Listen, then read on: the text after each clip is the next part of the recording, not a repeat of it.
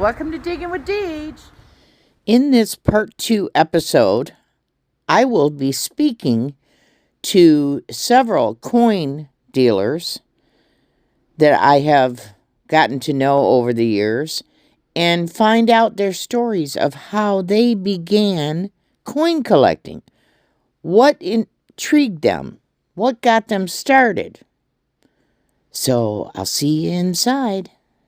How I started on collecting coins. I was a Detroit newspaper boy back in the 1960s, and as usual, people would pay me, and I kept looking at the change, and my clients or customers would look at me and says, "Well, what are you looking at?"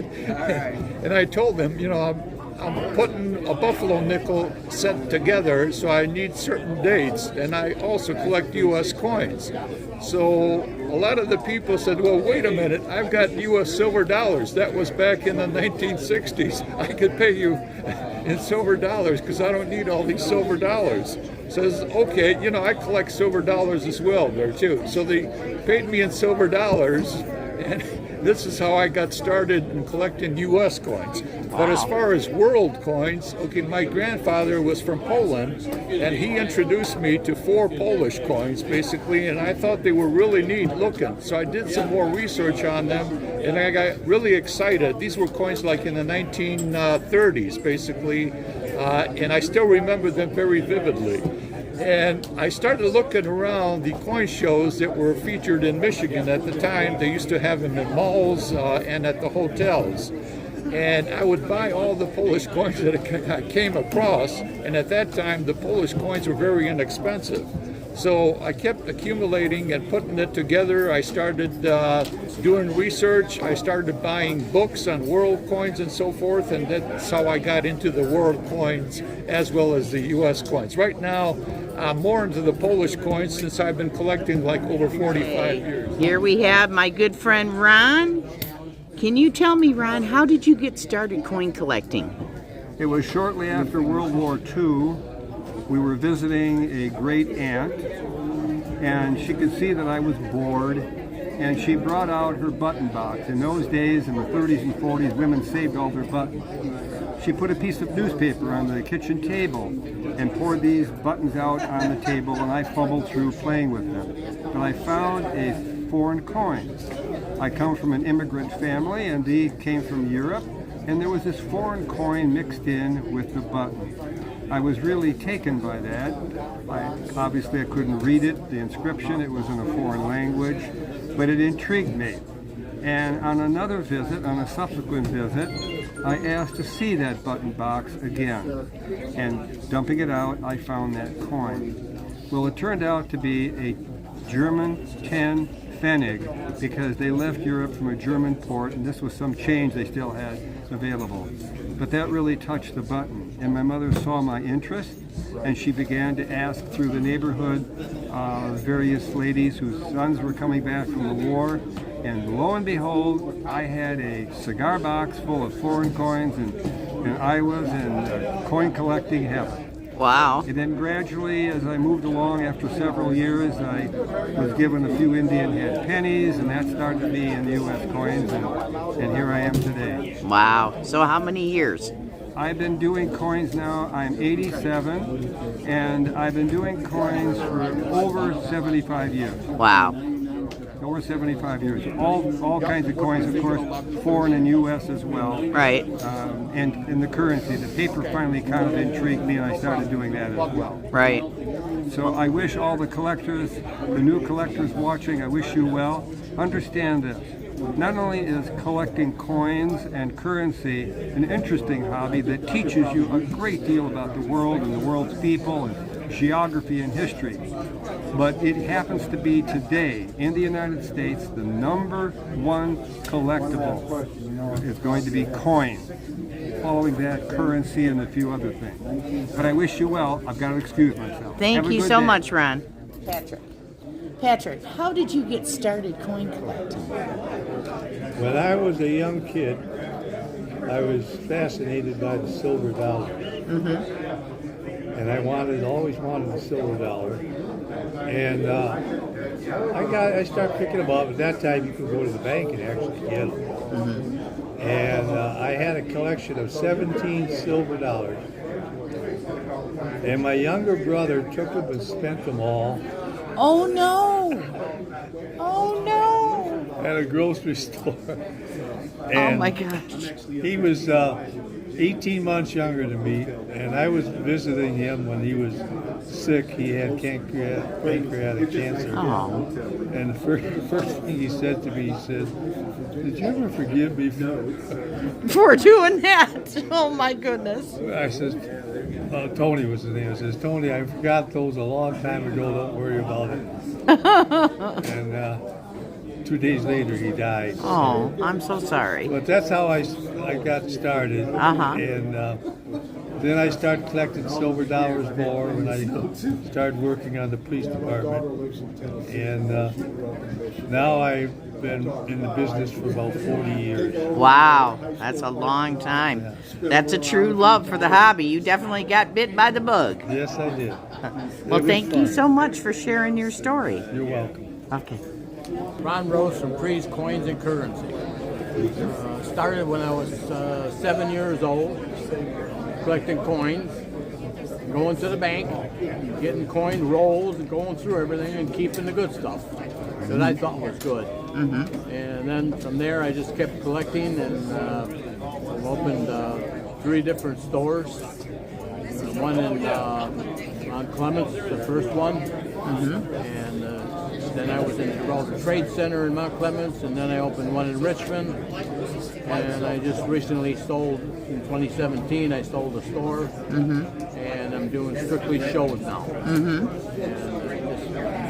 I love to do, and I do a lot of estates. I go out to people's houses. A lot of people don't trust people, Right. but you can go online and check me out. I've been around for 50 years in stores. Right. And I do appraisals, and I go out and I buy stuff from different people who want to sell stuff. Right. I do sports memorabilia, Pokemon, I do comic books, I do all kinds of every All coin kinds of there good is stuff. worldwide. It doesn't matter. I know all of it. Yep. You know. My So store, how many years? 50 years in the stores, Wow. and then. But you've been collecting for how many years? Well, since I'm 83. Okay. So I Yep. was 7. Yeah. What is that? 67. Yeah. A long time. And I never stopped. So, do you think it's possible to actually find coins coin roll hunting nowadays? Oh yeah, I got people. I go to banks, and you can get a roll of halves if they have them or something. You'll find 40%. Yeah, I have friends Kennedys and stuff. that do half dollars. One lady at the bank told me she found some buffalo nickels. People don't know; they just turn them in. Yeah, right. Yeah, but so you could hit some stuff.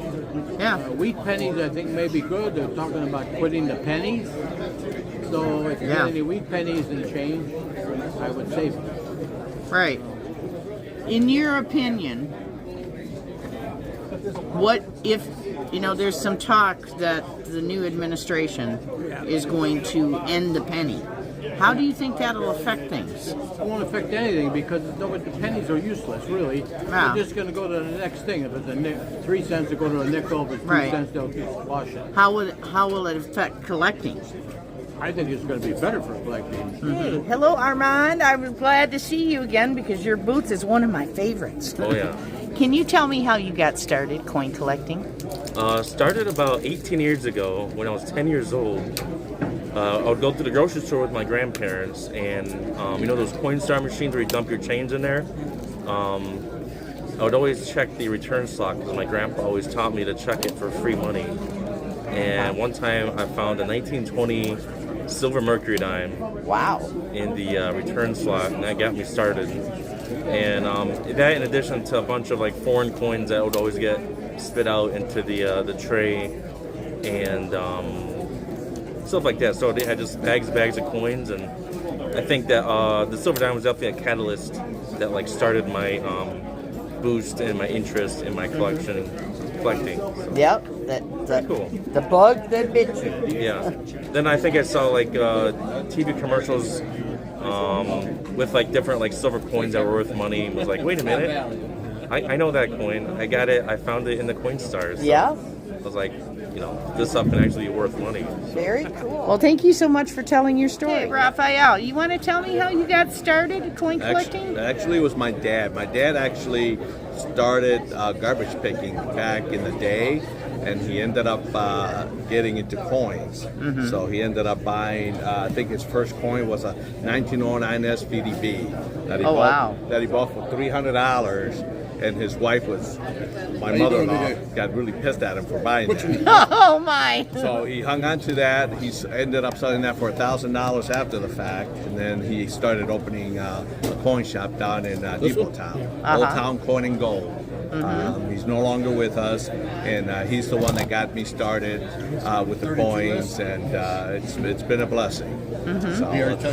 So how many years have you been collecting coins? I've been for like 25 years. Wow. Yep. That's very cool. Yes. Well, thank you so much for sharing your My story. pleasure. Thank you. Okay. This is Joe. Joe, do you want to tell me how you got started coin collecting?